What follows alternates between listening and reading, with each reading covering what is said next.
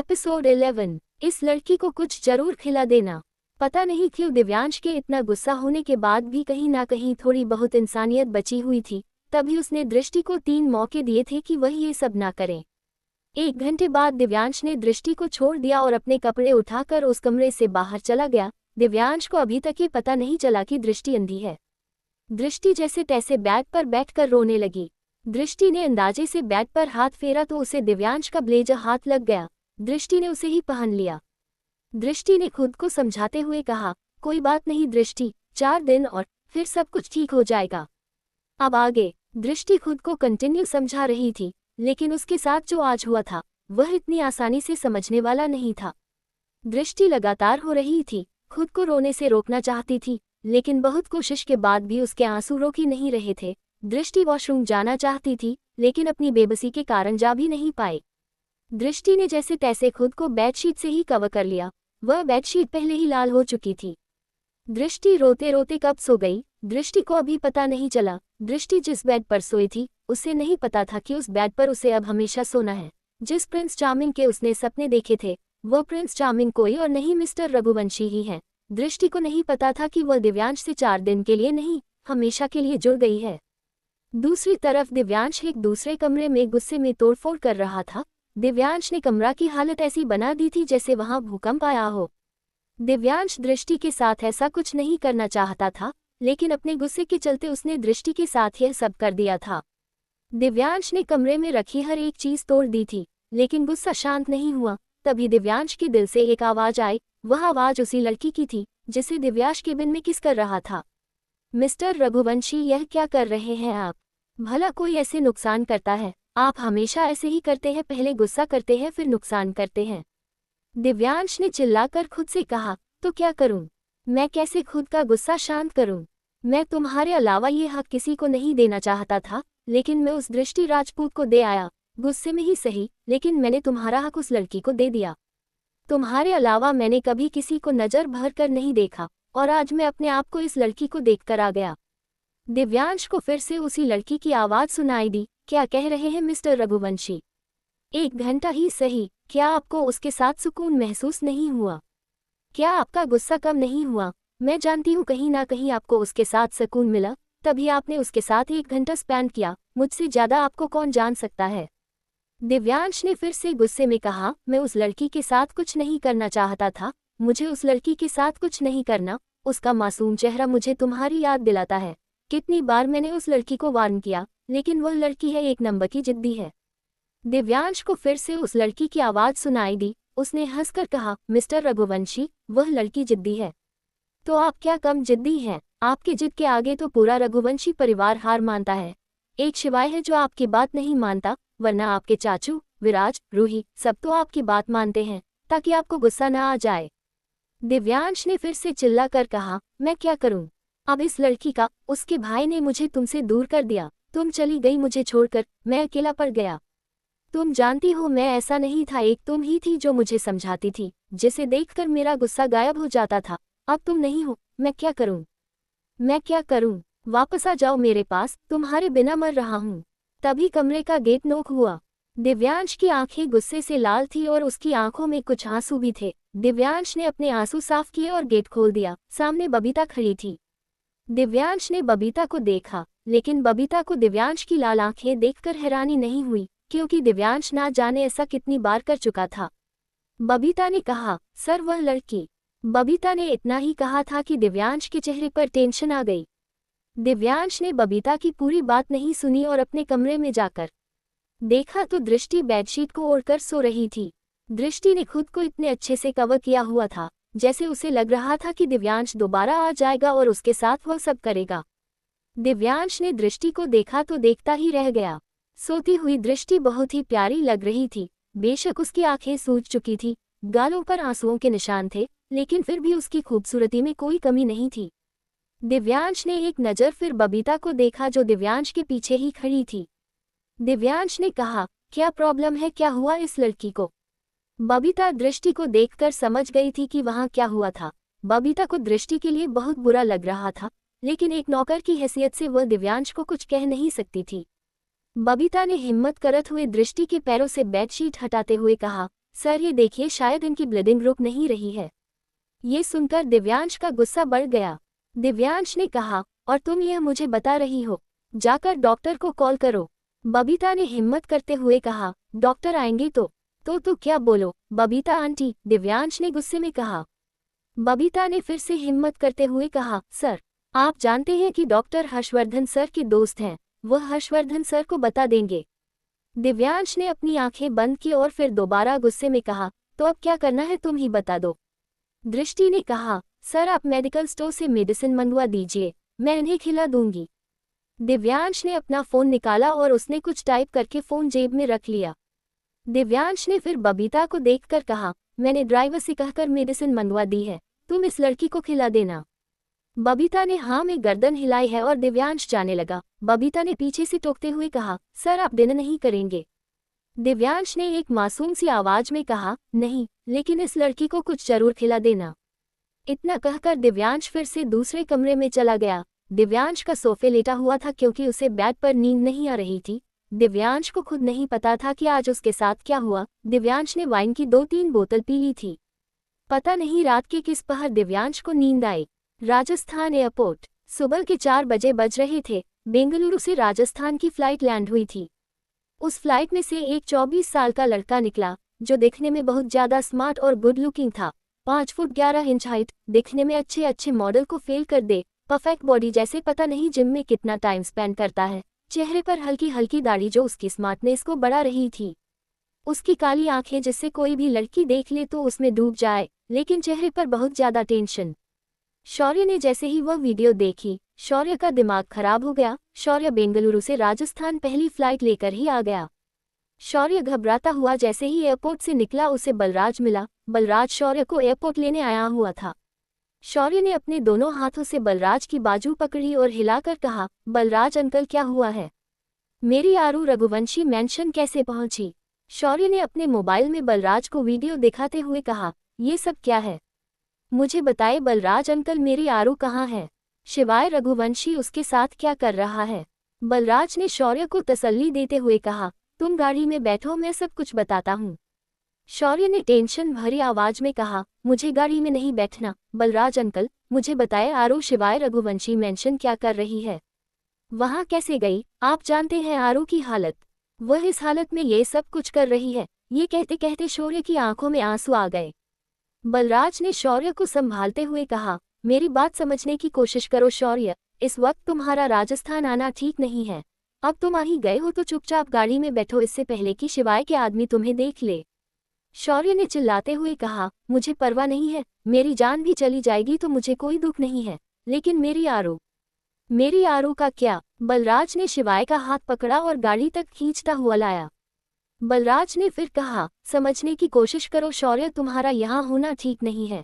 शिवाय रघुवंशी को पता चल गया तो तुम्हें देखते ही गोली मार देगा, इसीलिए चुपचाप गाड़ी में बैठो और हवेली चलो। शौर्य ने अपना हाथ बलराज के हाथ से झटक दिया। एपिसोड 12। छुई मुई सी है, किसी को भी प्यार आ जाए। बलराज ने शौर्य को संभालते हुए कहा, मेरी बात समझने की कोशिश करो शौर्य, इस वक्त तुम्हारा राजस्थान आना ठीक नहीं है। अब तुम आ ही गए हो तो चुपचाप गाड़ी में बैठो, इससे पहले कि शिवाय के आदमी तुम्हें देख ले। शौर्य ने चिल्लाते हुए कहा, मुझे परवाह नहीं है, मेरी जान भी चली जाएगी तो मुझे कोई दुख नहीं है, लेकिन मेरी आरू का क्या? बलराज ने शिवाय का हाथ पकड़ा और गाड़ी तक खींचता हुआ लाया। बलराज ने फिर कहा, समझने की कोशिश करो शौर्य, तुम्हारा यहाँ होना ठीक नहीं है। शिवाय रघुवंशी को पता चल गया तो तुम्हें देखते ही गोली मार देगा, इसीलिए चुपचाप गाड़ी में बैठो और हवेली चलो। शौर्य ने अपना हाथ बलराज के हाथ से झटक दिया। अब आगे। बलराज ने जैसे तैसे खींचकर शौर्य को गाड़ी में तो बैठा लिया, लेकिन शौर्य का मन शांत नहीं हुआ। शौर्य कंटिन्यू बलराज से क्वेश्चन किए जा रहा था और बलराज गाड़ी चलाने में बिजी था। जब शौर्य को लगा कि बलराज उसके सवालों का जवाब नहीं दे रहा तो उसने गाड़ी का स्टीयरिंग मोड़ दिया, जिससे गाड़ी पेड़ से जा लगी। बलराज ने गुस्से में कहा, शौर्य ये क्या कर रहे हो? अपनी जान की परवाह नहीं है तुम्हें? समझते क्यों नहीं? शिवाय रघुवंशी तुम्हें छोड़ेगा नहीं, तुम्हारी जान ले लेगा। शौर्य ने गुस्से में कहा, तो अपनी जान बचाने के लिए मैं अपनी आरू की जान खतरे में डाल दूं?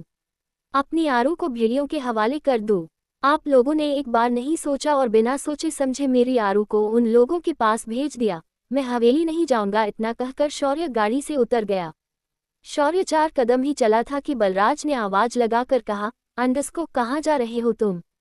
वापस आ जाओ। शौर्य, तुम्हारा रघुवंशी मेंशन जाना ठीक नहीं है। तुम्हें अपनी जान की परवाह नहीं है, लेकिन मुझे है। वापस आ जाओ शौर्य।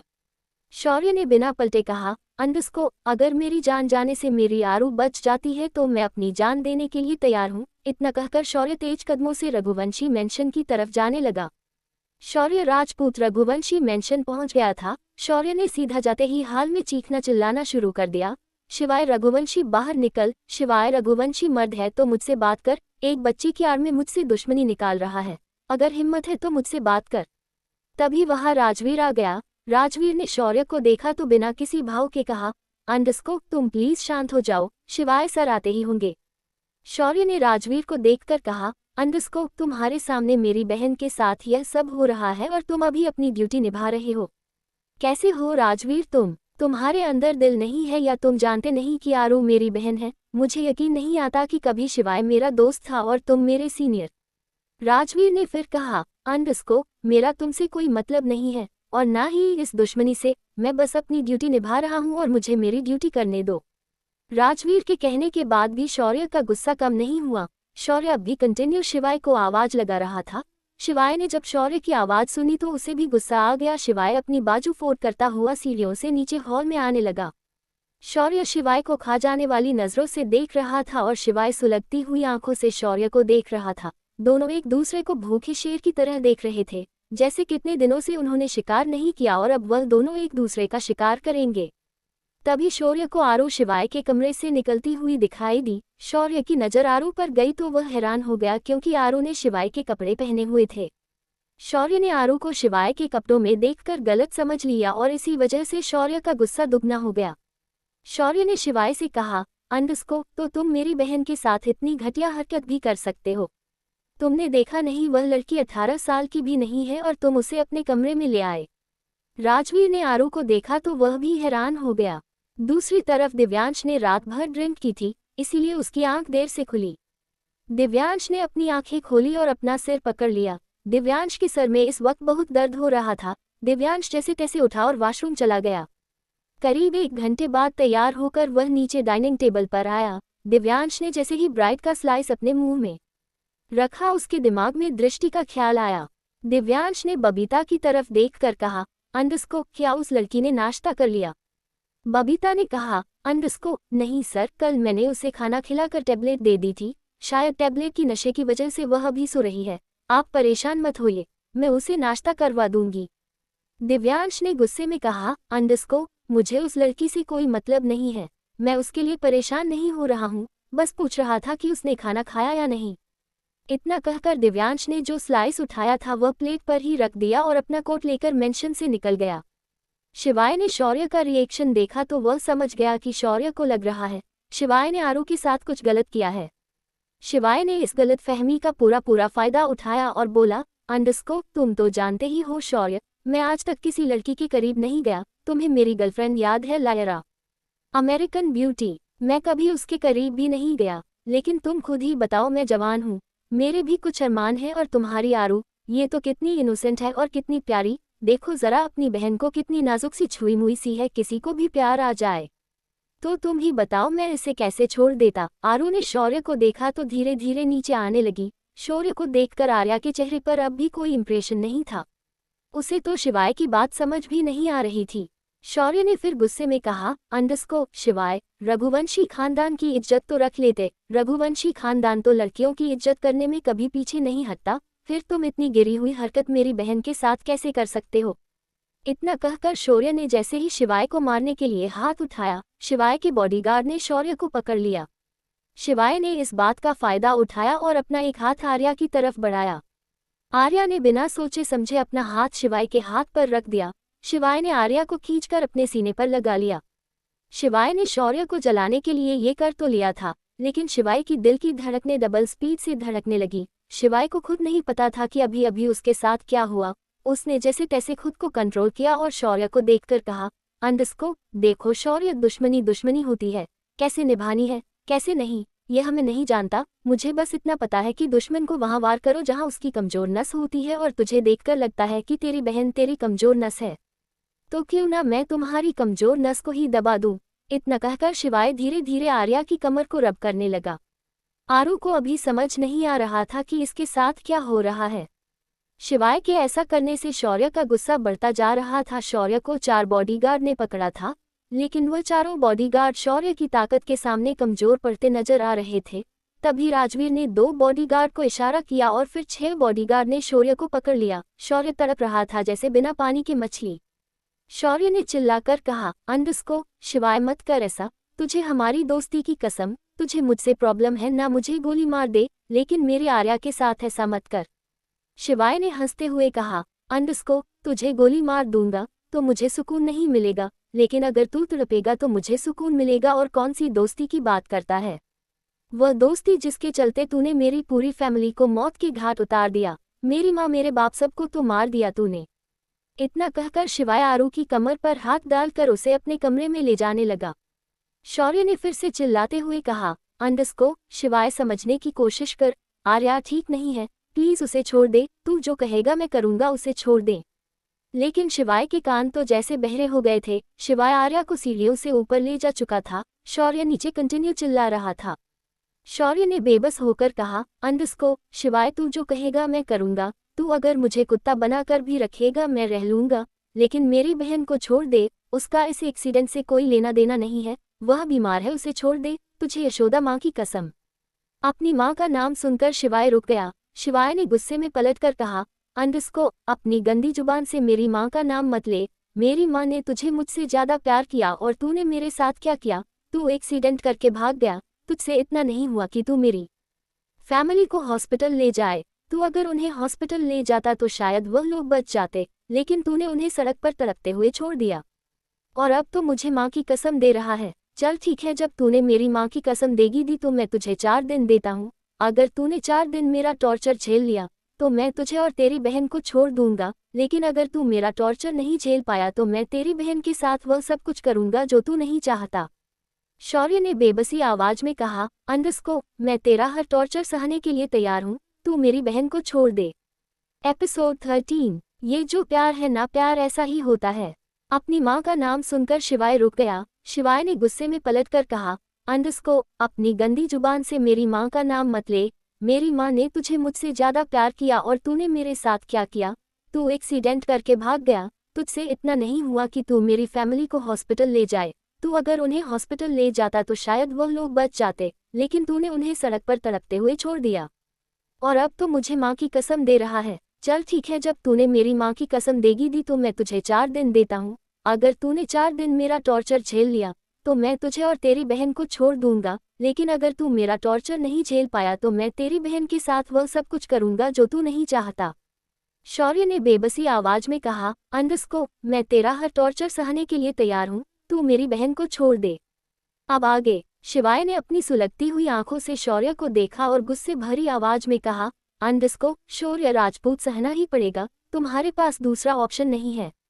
तुम्हारी वजह से हमारा हंसता खेलता परिवार बिखर गया, विराज अपाहिज हो गया। विराज अब किसी से मिलना पसंद नहीं करता, न ही अपना ट्रीटमेंट करवाता है, और यह सब कुछ हुआ तुम्हारी मेहरबानी की वजह से। जो विराज हमेशा हंसता खेलता रहता था वह विराज शांत हो गया। जो विराज मुझसे बात बात पर बहस करता था वह अब मुझसे बात तक नहीं करता। वह विराज जिसका चाचू के गले लगे बिना दिन नहीं गुजरता था, वह चाचू को देखना पसंद नहीं करता। विराज किसी को अपने नजदीक नहीं आने देता, ये सब तुम्हारी वजह से हुआ। शिवाय ने दांत पीसते हुए कहा, अंडस्को, जो विराज कुछ सेकंड के लिए भी एक जगह नहीं बैठता था वह अब अपने कमरे से नहीं निकलता।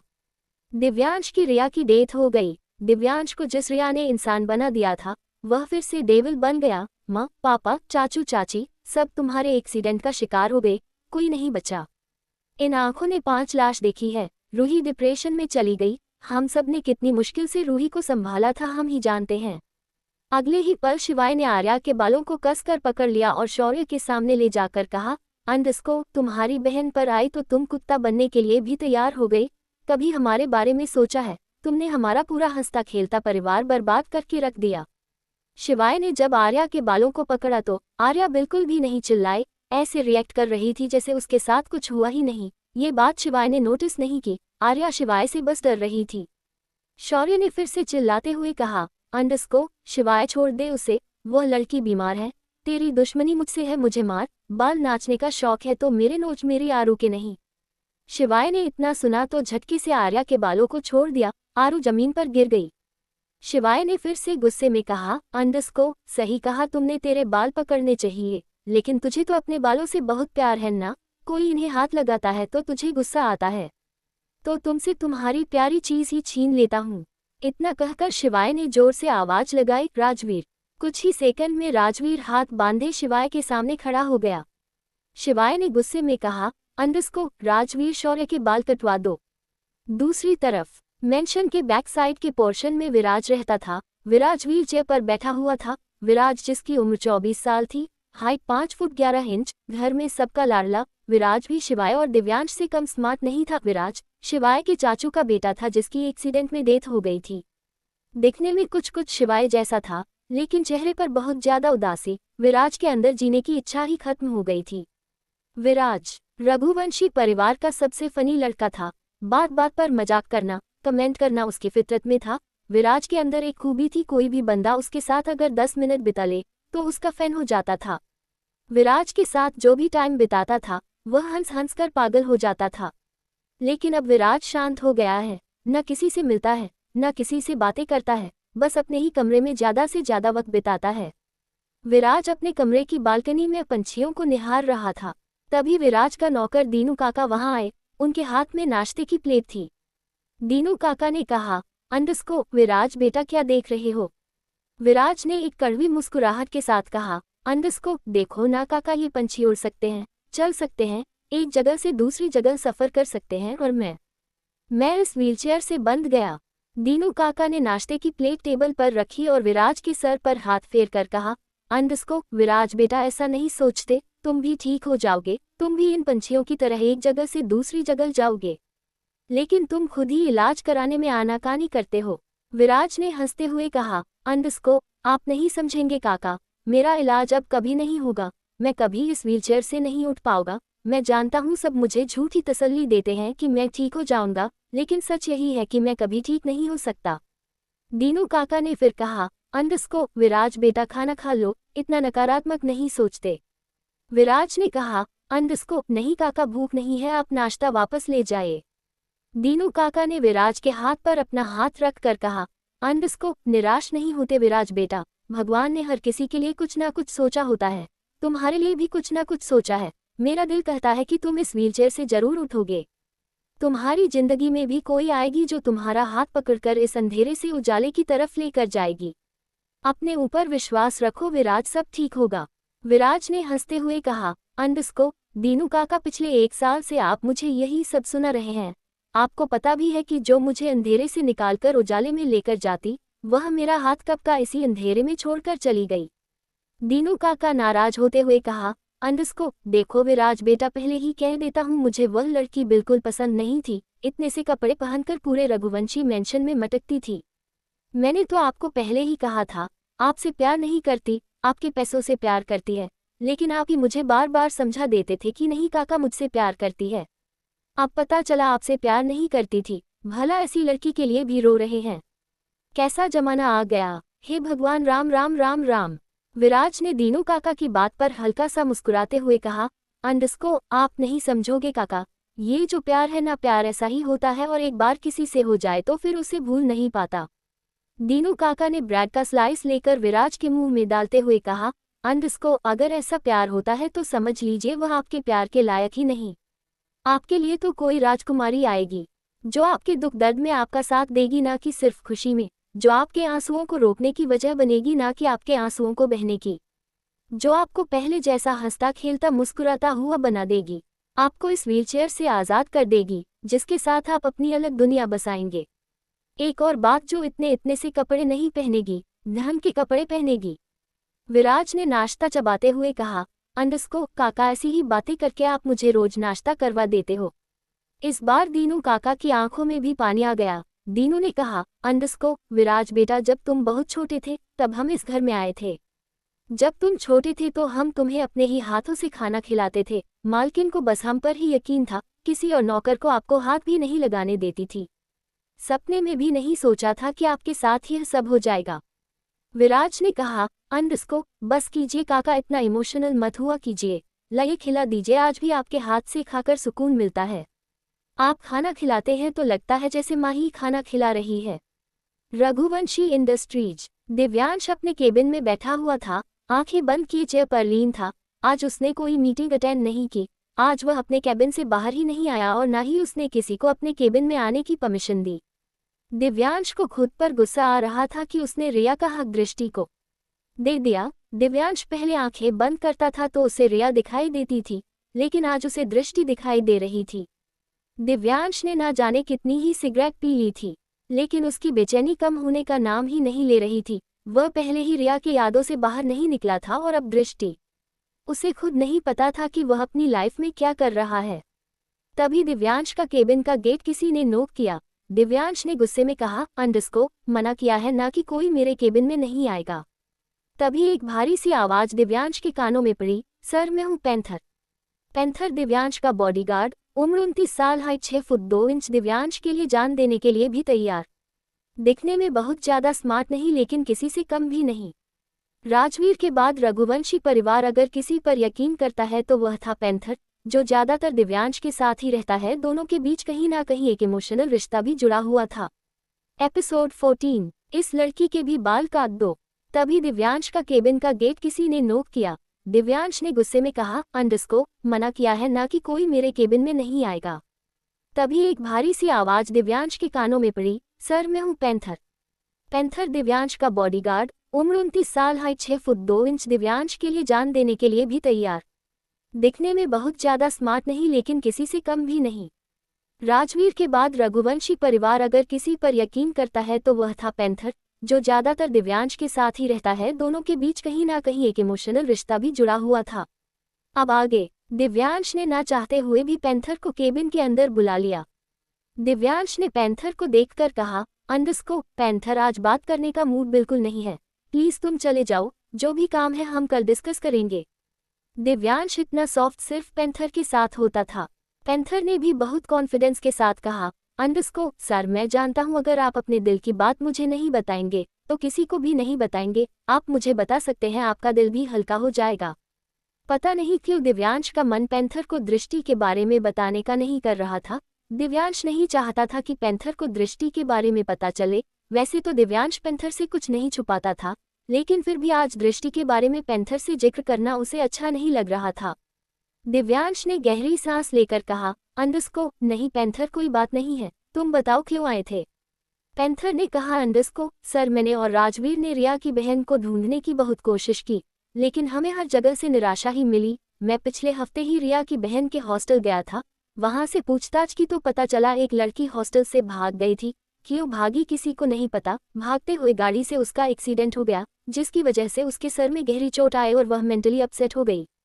उस लड़की को एक एनजीओ में रखा हुआ है। मैं उस लड़की से मिलने भी गया था, लेकिन वह लड़की किसी से मिलती नहीं और ना ही किसी से बात करती। सर हमारे पास ना तो रिया की बहन की कोई फोटो है और ना ही हमें उस लड़की का नाम पता है, लेकिन अगर आप मुझे रिया की बहन का नाम बता देंगे तो मुझे पता चल जाएगा कि वह पागल लड़की रिया की बहन है या नहीं। पैंथर के मुंह से ये सुनते ही दिव्यांश का दिमाग खराब हो गया। दिव्यांश ने गुस्से में चिल्लाकर कहा, अंडस्को, क्या कह रहे हो पैंथर, तुम कहना चाहते हो कि रिया की बहन पागल हो गई।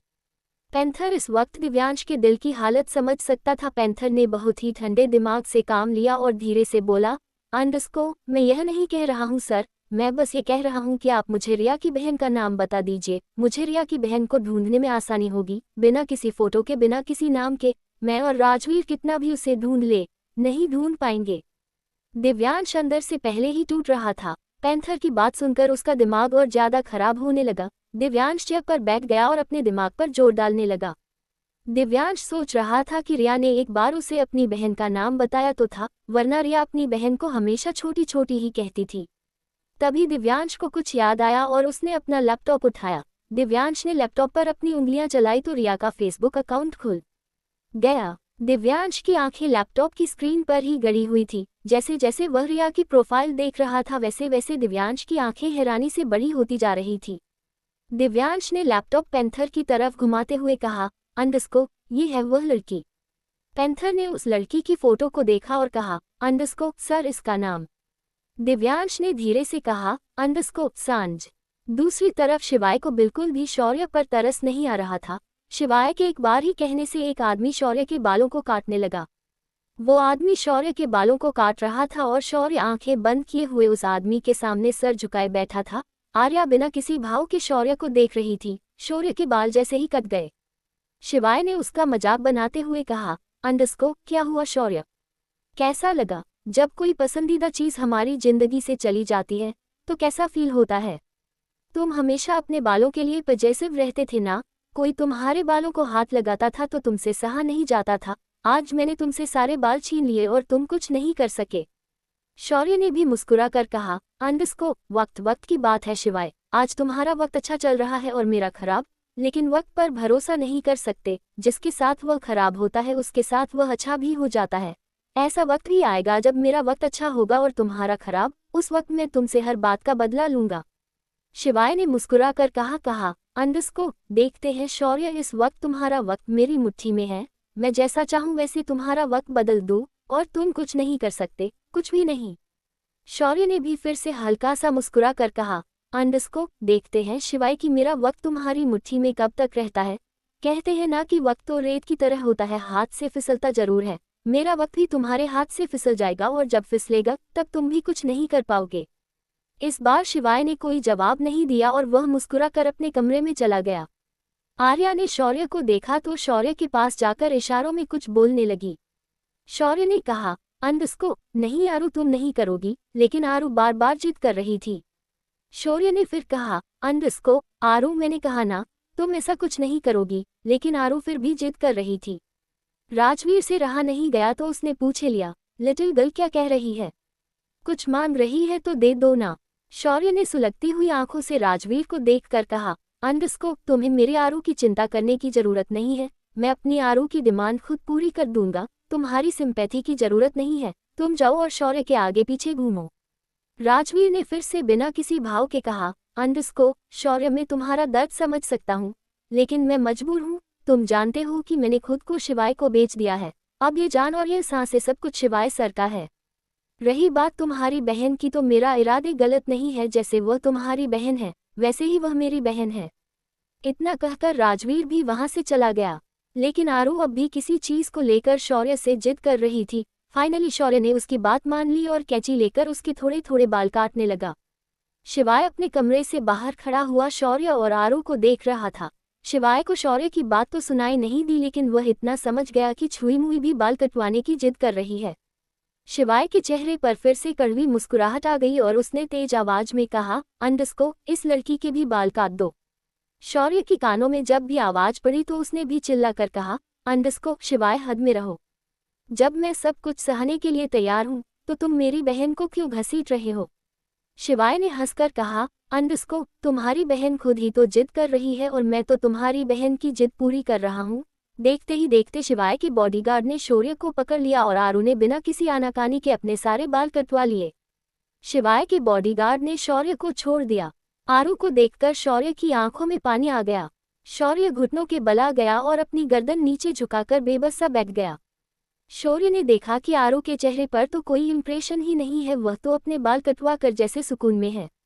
अगले ही पल शौर्य ने अपनी नजर उठाकर गुस्से में शिवाय को देखा और कहा, अंडरस्को, शिवाय रघुवंशी, याद रखना शौर्य राजपूत का वादा है, तुम्हारा एक एक दर्द मैंने सूद समेत वापस नहीं किया तो शौर्य राजपूत अपने बाप की औलाद नहीं। शौर्य ने आर्या को अपने पास आने का इशारा किया और आर्या शौर्य के पास चली गई। शौर्य ने अपनी जेब से एक रुमाल निकाला और आर्या के सर पर बांध कर बोला, अंडरस्को, आरू बच्चा, आज के बाद सिर ढककर रखना, ठीक है? आर्या ने हाँ में गर्दन हिला दी। एपिसोड 15। सोच मत शिवाय, वह लड़की किसी मुसीबत में है। शौर्य ने देखा कि आरू के चेहरे पर तो कोई इंप्रेशन ही नहीं है, वह तो अपने बाल कटवा कर जैसे सुकून में है। अगले ही पल शौर्य ने अपनी नजर उठाकर गुस्से में शिवाय को देखा और कहा, अंडरस्को, शिवाय रघुवंशी, याद रखना शौर्य राजपूत का वादा है, तुम्हारा एक एक दर्द मैंने सूद समेत वापस नहीं किया तो शौर्य राजपूत अपने बाप की औलाद नहीं। शौर्य ने आर्या को अपने पास आने का इशारा किया और आर्या शौर्य के पास चली गई। शौर्य ने अपनी जेब से एक रुमाल निकाला और आर्या के सर पर बांध कर बोला, अंडस्को आरू बच्चा, आज के बाद सिर ढककर रखना, ठीक है? आर्या ने हाँ में गर्दन हिला दी। अब आगे, शिवाय ने अपने कमरे के बाहर खड़े हुए ही जोर से कहा, अंडस्को, अगर तुम दोनों भाई बहन का नाटक हो गया हो तो मेरे जूते पॉलिश कर दो। शिवाय ने एक नज़र अपने बॉडीगार्ड को देखा। अगले पल शिवाय के बॉडीगार्ड ने मेंशन के सारे जूते शौर्य के पास लाकर रख दिए। शौर्य भी बिना किसी शिकायत के वह जूते पॉलिश करने लगा। आर्या भी शौर्य के पास बैठकर जूते पॉलिश करने लगी। आर्या को ऐसे देखकर शौर्य को दुख भी हो रहा था और कहीं ना कहीं आर्या पर प्यार भी आ रहा था, क्योंकि आर्या बेशक बीमार थी लेकिन शौर्य और दृष्टि की बातों को समझती थी। शौर्य जूते साफ कर रहा था तो आर्या को लगा कि उसे भी अपने भाई के पास बैठकर जूते साफ करने चाहिए, इसलिए वह भी शौर्य के पास कपड़ा लेकर बैठ गई। दोनों भाई बहन मिलकर मेंशन के सारे जूते साफ करने लगे। सुबह से शाम हो गई, दोनों जूते ही साफ करते रहे। फाइनली दोनों ने मिलकर जूते साफ कर दिए। तभी शिवाय तैयार होकर नीचे आया, शायद किसी पार्टी में जा रहा था।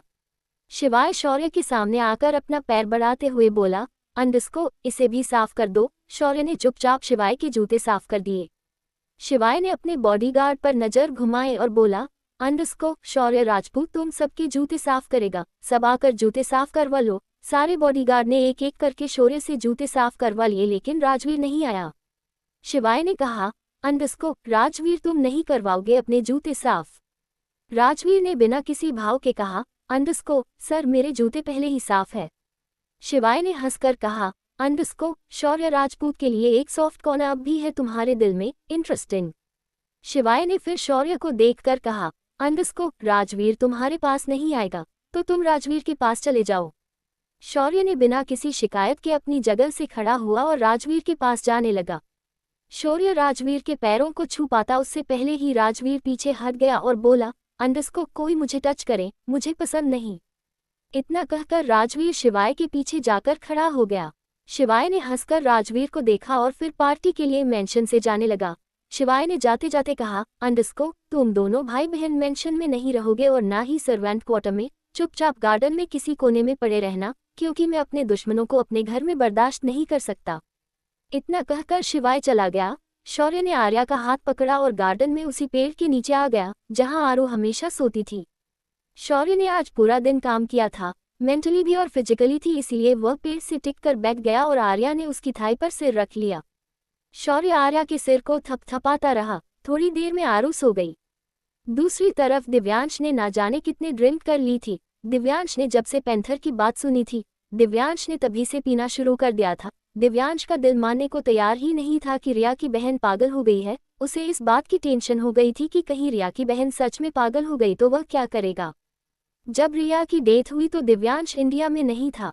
जब वो एक्सीडेंट हुआ तब रिया भी उसी गाड़ी में थी। रिया ने शिवाय की बाहों में दम तोड़ा था। रिया ने मरते हुए शिवाय से वादा लिया था कि वह उसकी बहन को ढूंढकर उसकी रिस्पॉन्सिबिलिटी लेगा। शिवाय ने मरती हुई रिया को वादा भी दिया था, लेकिन वह वादा पिछले 1 साल से न तो शिवाय निभा पा रहा था और न ही दिव्यांश। दिव्यांश अंदर ही अंदर खोखला होता जा रहा था। बहुत ज्यादा ड्रिंक करने की वजह से वह आज घर नहीं जाना चाहता था, लेकिन पैंथर ने उसे जैसे तैसे संभाल कर रघुवंशी मेंशन पहुंचा दिया था। दिव्यांश ने गेट खटखटाया तो बबीता ने गेट खोला। ना जाने क्यों दिव्यांश ने बबीता से पूछा, अंडस्को, वह लड़की कहाँ है? बबीता ने कहा, अंडस्को, सर वह तो आपके कमरे में ही है। दिव्यांश लड़खड़ाता हुआ दृष्टि के कमरे की तरफ चला गया। बबीता अंदर ही अंदर सहम गई थी। उसे लगा पता नहीं दिव्यांश इस हालत में दृष्टि के साथ क्या करेगा, लेकिन एक नौकर होने की वजह से वह कुछ कर नहीं सकते थी। दिव्यांश लड़खड़ाता हुआ दृष्टि के कमरे में चला गया तो उसने देखा दृष्टि ने रिया की नेवी ब्लू कलर की एक जॉर्जेट की साड़ी पहनी है और खिड़की की तरफ मुंह करके खड़ी है।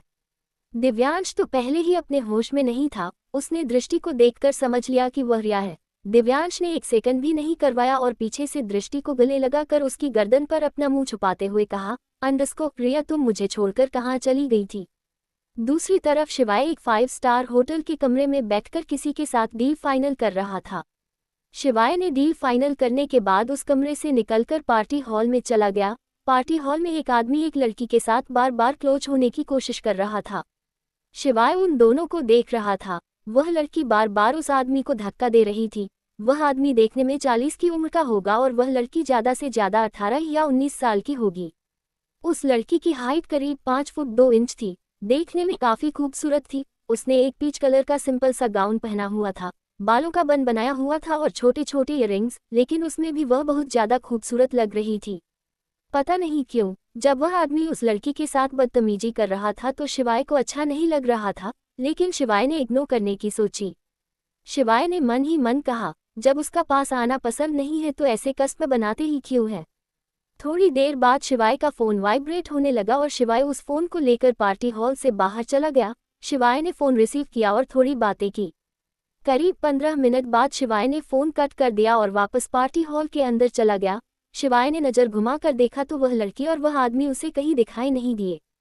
शिवाय के दिल ने कहा, अंडस्को सोच मत शिवाय, वह लड़की किसी मुसीबत में है, जाकर बचा ले उसे। दिमाग ने कहा, अंडस्को तू पागल है, तूने क्या सब लड़कियों को बचाने का ठेका ले रखा है, अपने काम से काम रख। दिल ने कहा, अंडस्को शिवाय बहुत हो गया, हर जगह अपना कठोरपन मत दिखाया कर, उस लड़की को तेरी जरूरत है। देख नहीं रहा था वह आदमी कैसे उस लड़की को इधर उधर छू रहा था। उस लड़की के साथ कुछ गलत हो जाएगा तो तू खुद को माफ नहीं कर पाएगा। दिमाग ने कहा, अंडस्को दिमाग से काम ले शिवाय, ऐसा तो ऐसी पार्टी में रोज होता है। उस लड़की में अक्ल नहीं है जो वह इतने अधेड़ उम्र के आदमी के साथ इस पार्टी में आई है। अरे ये लड़कियां ऐसी ही होती है, पैसा बनाने के लिए पहले नखरे करती हैं, फिर जब उन्हें डबल पैसा मिलता है तब वह आराम से किसी को भी खुश कर देती हैं। रहने दे, अपने काम से काम रख। शिवाय के दिल ने कहा, अंडस्को पागल हो गया है, इसकी बात सुनेगा, ये हमेशा तुझे फंसा देता है। वह लड़की सच में किसी मुसीबत में हुई तो, और दूसरी बात उस लड़की को देखकर लग रहा था कि वह कितनी अनकंफर्टेबल है इस पार्टी में। उसकी शक्ल भी बता रही थी कि वह किसी रिच फैमिली से बिलोंग नहीं करती। मेरी बात मान और चला जा उसे बचाने। शिवाय ने अपना सिर पकड़ा और चिल्लाकर कहा, अंडस्को बस बहुत हुआ। आसपास के लोग शिवाय को देखने लगे। ये शिवाय के साथ हमेशा होता था। शिवाय अपने दिल और दिमाग में कंफ्यूज हो जाता था, लेकिन शिवाय हमेशा अपने दिल की मानता था। शिवाय ने जब सबकी नजरें अपने ऊपर देखी तो मुस्कुराकर पार्टी हॉल के बाहर चला गया और दीवार की तरफ देखकर बोला, अंडस्को तुम दोनों ने मेरा दिमाग खराब करके रखा हुआ है। किसी दिन तुम दोनों मुझे बाहर वालों के सामने पागल डिक्लेयर कर दोगे। आखिर तुम दोनों चाहते क्या हो? दोनों आपस में सलाह करके एक ही बात नहीं बोल सकते, हमेशा कुत्ते बिल्ली की तरह लड़के रहते हो। फाइनली मैं जा रहा हूँ उसे बचाने। तभी दिमाग ने कहा, अंडस्को हाँ मुझे पता है, तू हमेशा उसी की सुनता है, मुझे तो तूने अपने सिर में बेवजह फिट किया हुआ है। दिल ने कहा, अंडस्को तू इसकी बात मत सुन, तू जा उस लड़की को बचाने। शिवाय ने अब एक पल भी नहीं गवाया और भागता हुआ उस लड़की को होटल के रूम में ढूंढने लगा।